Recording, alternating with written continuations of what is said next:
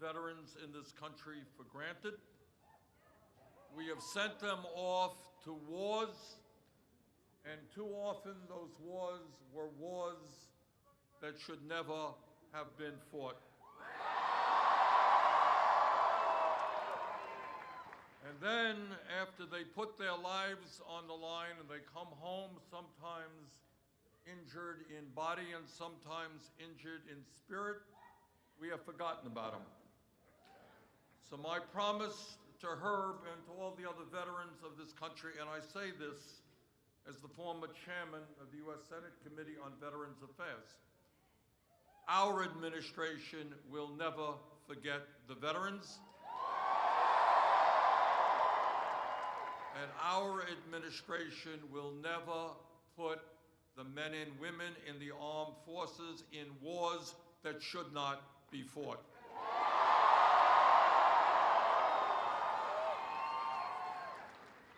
We are here tonight because we are determined that Donald Trump will be a one-term president.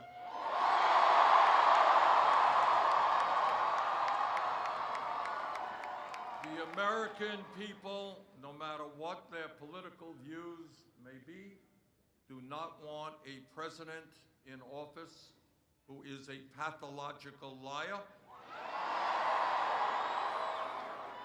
who is running a corrupt administration,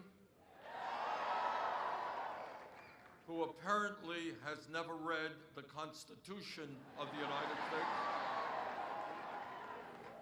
and who every day, through his attacks on the media, on the judiciary, on Congress, is undermining American democracy. Veterans like Herb and millions of others have put their lives on the line to defend our democracy and our Constitution, and Donald Trump will not undermine American democracy.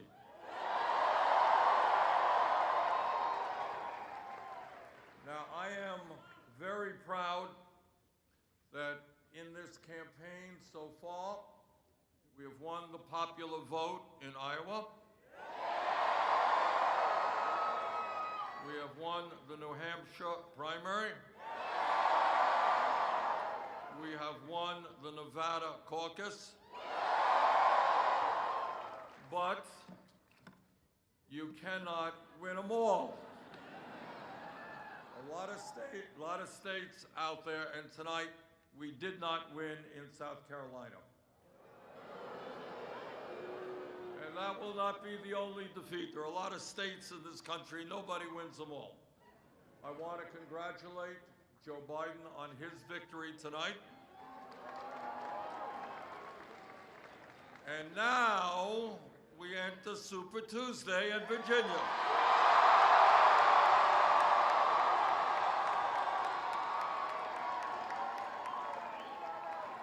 And I believe very strongly that the people of this country on Super Tuesday and after are going to support our campaign, because we are more than a campaign, we are a movement. We are a multi-generational movement. I'm the young person. We've got some old people too. We are a multi-racial movement. And we are a movement of millions of people who demand economic justice in this country, demand social justice and the end of racism and all forms of discrimination, and who demand environmental justice as well.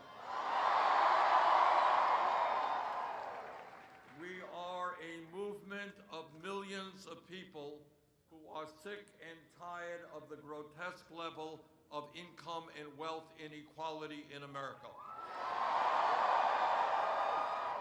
We are tired of a handful of billionaires controlling the economic and political life of this nation. And we will create an economy and a government that work for all of us, not just the 1%. And that is what this campaign is about.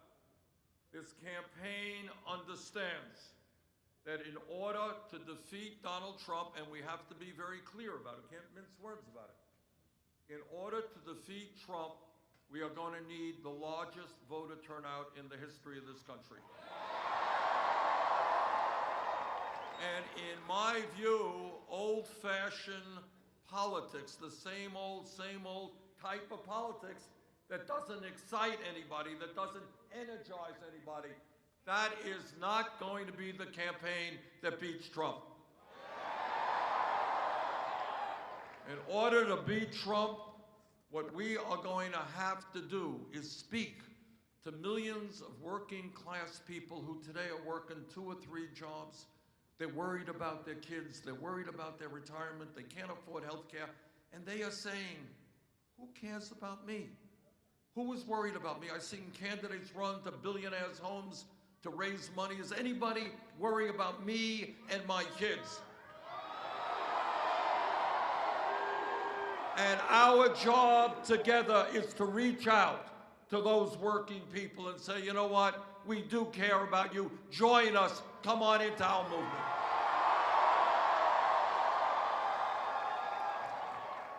And then we've got to reach out to the young people in this country.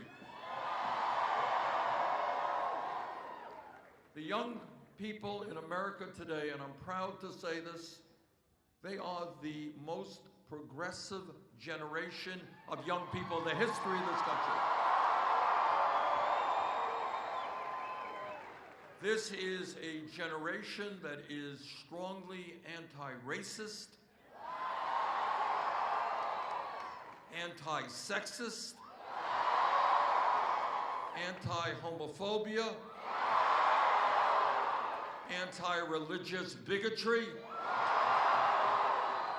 This is a generation that believes in the need to deal with the crisis of climate change.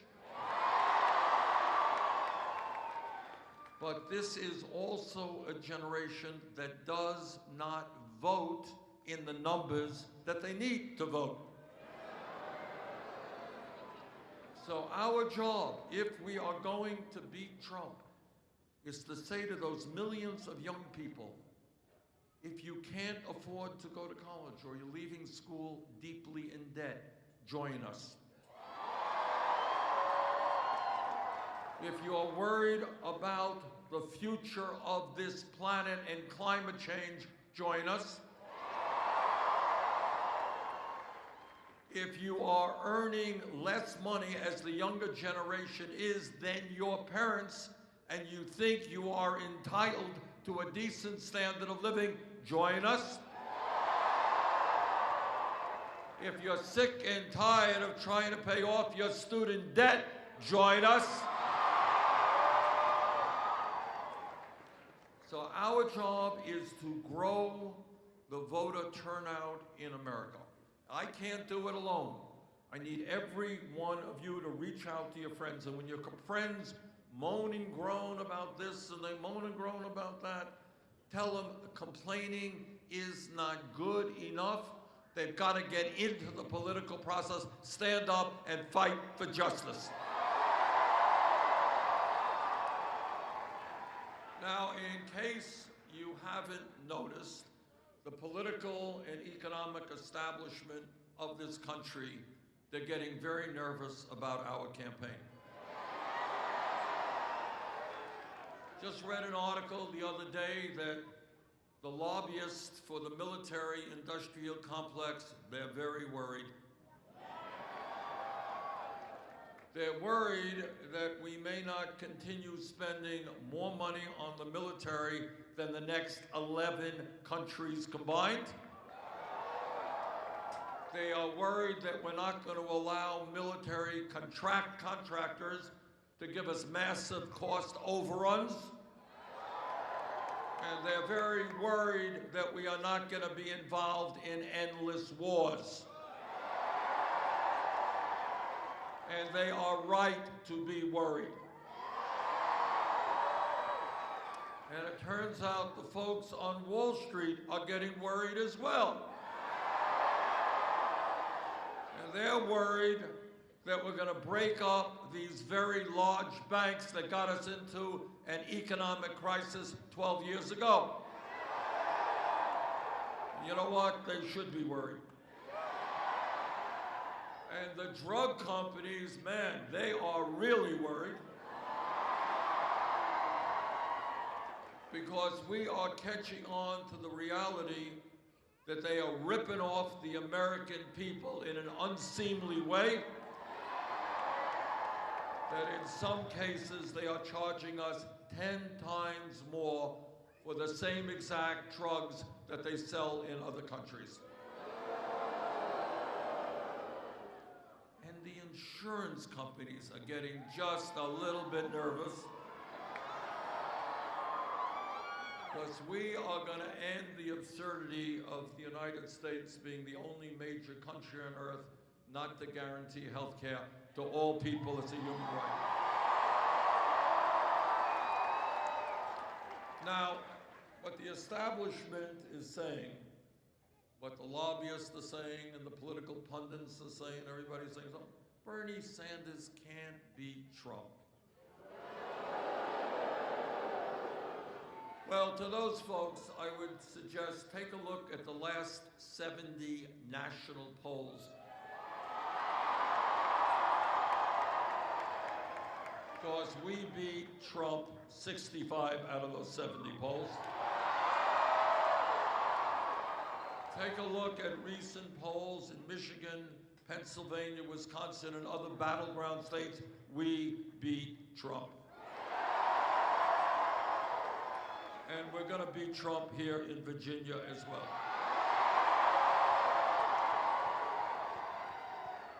And the reason that we are going to win is twofold. Number one, we have the strongest grassroots movement of any campaign in the modern history of this country.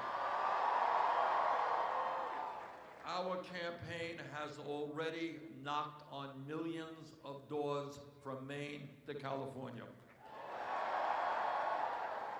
And second of all, our grassroots campaign does not have a super PAC, and we don't want a super PAC. Because when you start taking money from billionaires and millionaires, what you end up doing is serving their needs. Our campaign, and I want everybody here to be really proud of this, we have received more campaign contributions from more Americans as of today than any campaign in the history of American politics.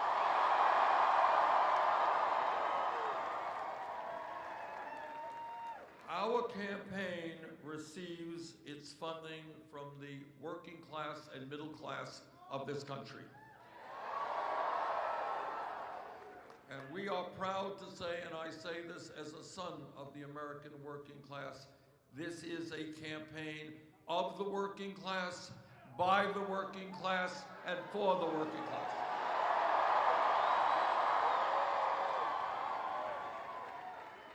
For too long, the American people have looked at a government which receives candidates and members of the Senate and House who receive huge amounts of campaign contributions from the rich.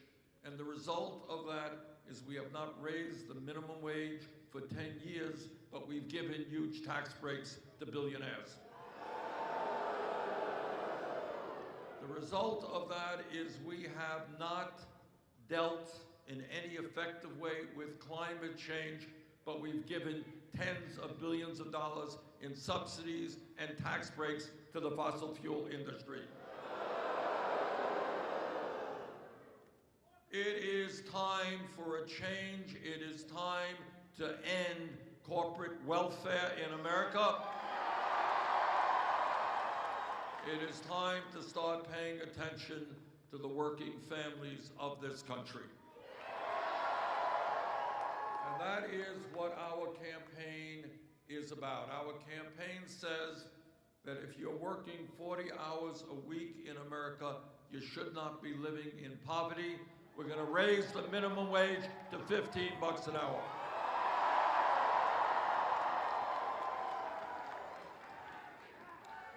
Our campaign says that women should not be earning 80 cents on the dollar compared to men. We believe in equal pay for equal work.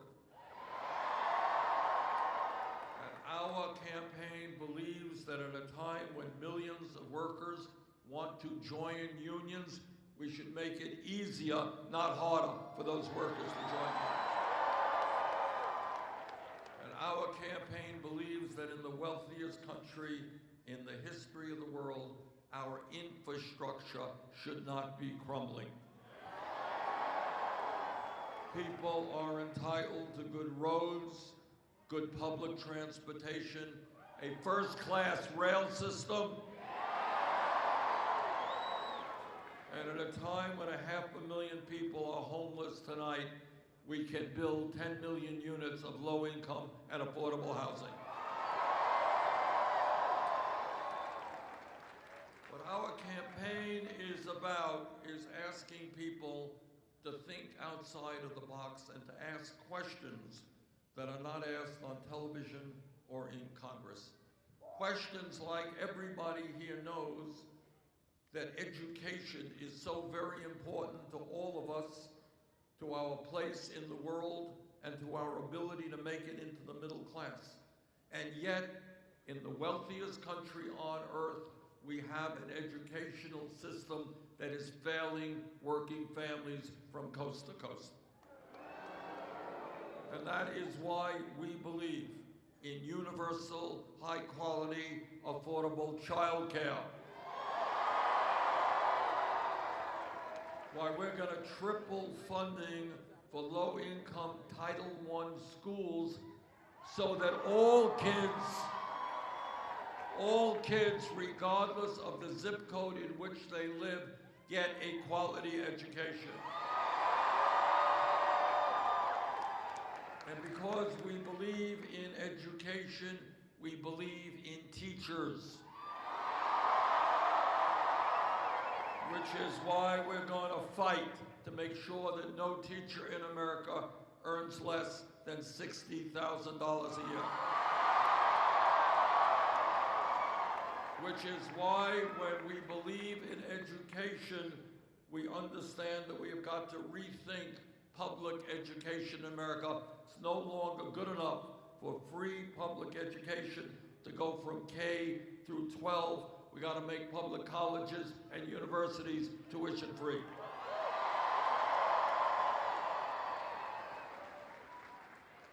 And when we think outside of the box, we ask some questions. We say, how come 12 years ago Congress was able to bail out the crooks on Wall Street who nearly destroyed our economy? How come at a time of massive income and wealth inequality, 2 years ago, Trump and his friends gave $1 trillion in tax breaks to the top 1% and large corporations like Amazon, which last year didn't pay a nickel in federal income tax? So it seems to me that if we can give tax breaks to billionaires and large corporations, you know what else we can do? We can cancel all student debt in America.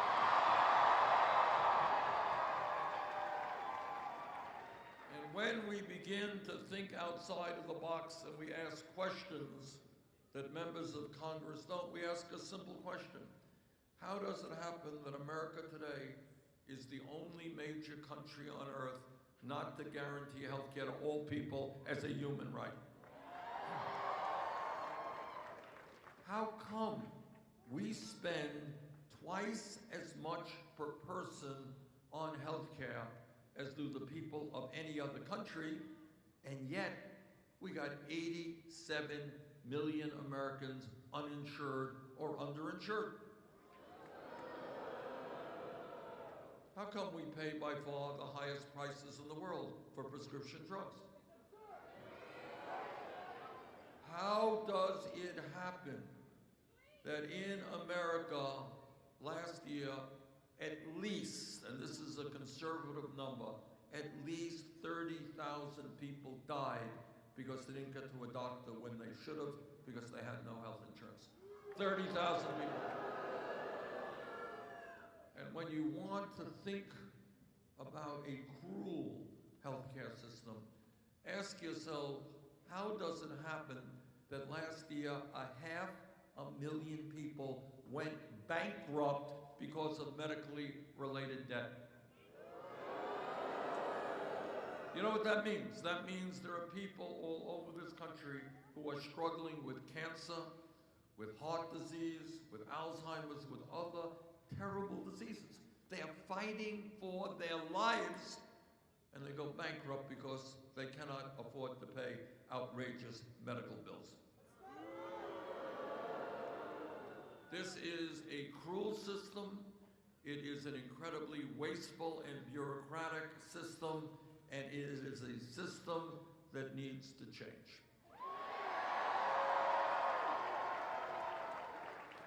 Well over 100 years ago, when Teddy Roosevelt was President of the United States, all the way up to Barack Obama, presidents have talked about the need for universal health care. Well, in my view, the time for talk is over. The time for action is now.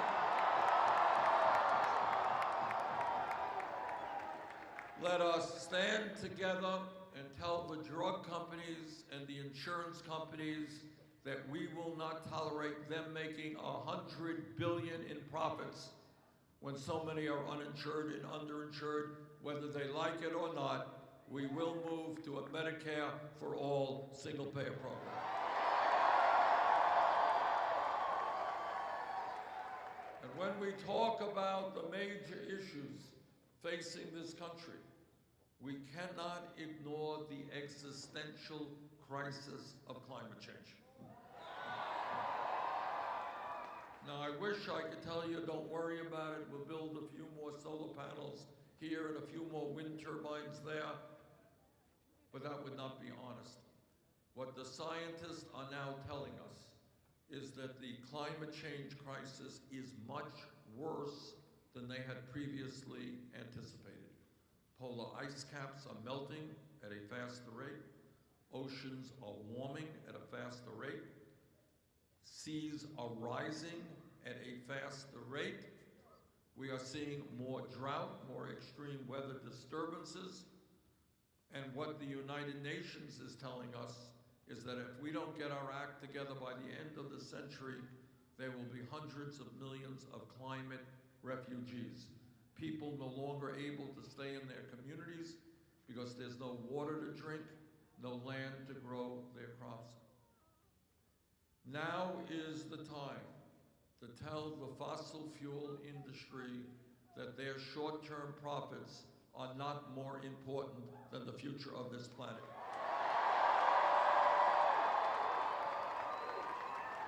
Now is the time to move forward with a Green New Deal.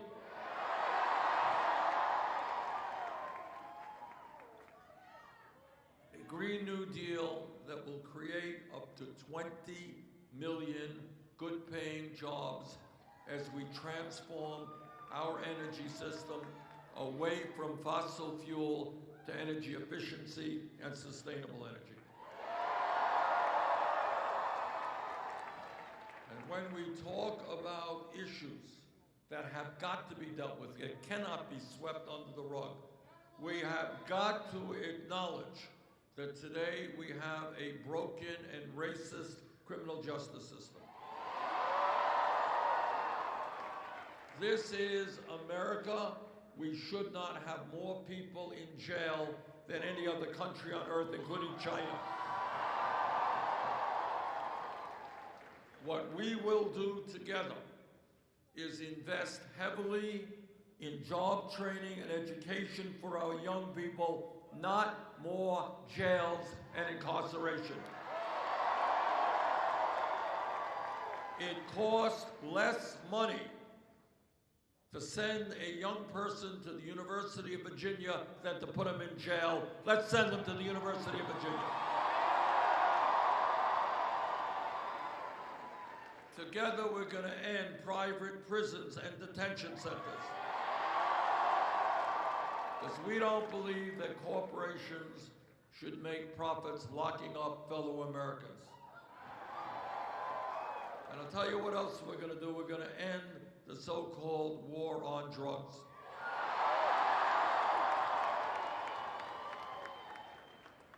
Turns out, who knew this, but it turns out that through executive order, a president can legalize marijuana in every state in this country.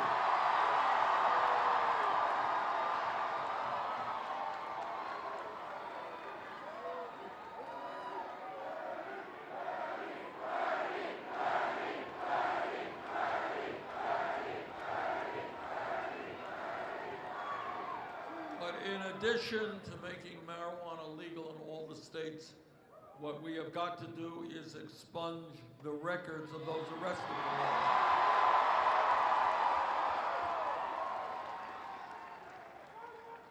And when we talk about broken systems, we need to undertake major reform of our immigration system. On day one, we will restore the legal status of the 1.8 million young people eligible for DACA. Under our administration, federal agents will never go about snatching babies from the arms of their mothers. And our administration will put together bipartisan legislation for comprehensive immigration reform and a path towards citizenship. And when we talk about the issues that the American people are thinking about, there is horror all over this country about the level of gun violence that we see. So let me simply say this to you. We will bring about the most far-reaching gun safety legislation in the history of this country. Trump and the Republican leadership are intimidated by the NRA. Our administration will not be intimidated by the NRA. We will bring about universal background checks. We will end the gun show loophole. We will do something that should have been done a long time ago, ban the sale and distribution of assault weapons in this country. Now, as a United States Senator, I have occasion to listen to a lot of speeches on the floor of the Senate from my right-wing Republican colleagues. And their mantra is that they believe in small government and getting the government off the backs of the American people. That's what they say. Well, I say to those hypocrites that if you believe in getting the government off the backs of the American people, understand that it is women who have a right to control their own bodies.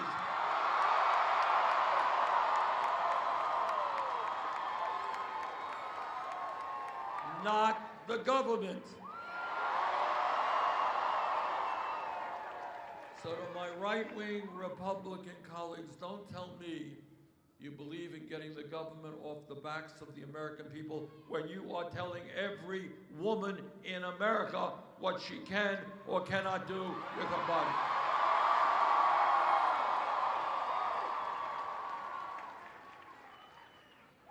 On Tuesday, here in Virginia and across this country, there are going to be enormously important primary elections. And I am here tonight to ask for your support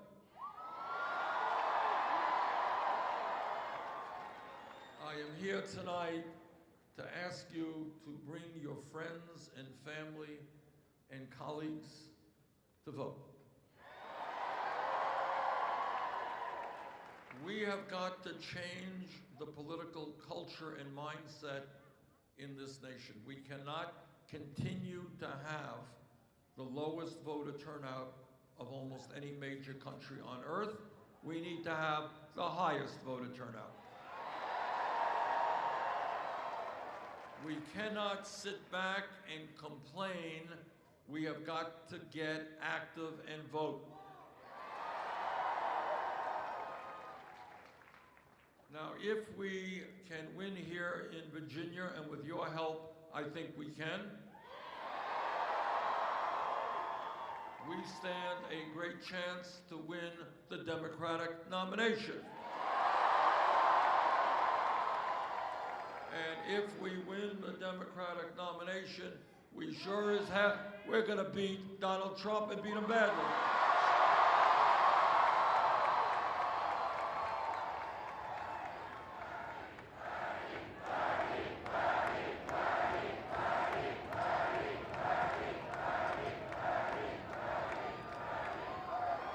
Well, let me interrupt you and suggest that it's not Bernie, it is us, all of us. Because as you know, what this campaign is about is us, not me. So we are trying to change a nation so that all of us understand we are in it together. Every family in America, trust me, has its problems. And it is important that my family be there for your family be there for my family. We are in it together. We cannot turn our backs when other people are in pain. But us, not me, means something else. It means that we understand that no president alone can do what has to be done. We understand that real change in American history, whether it is the labor movement, the civil rights movement, the women's movement, the gay rights movement, the environmental movement, all those changes took place by millions of people standing up for justice. And that's where we are right now. We are the richest country in the history of the world, and we demand justice for all of our people. And whether Wall Street likes it or not, whether the insurance companies, the drug companies, the fossil fuel industry, the military-industrial complex, whoever, whether they like it or not, we are going to create an economy and a government that works for all of us, not just the 1%. So let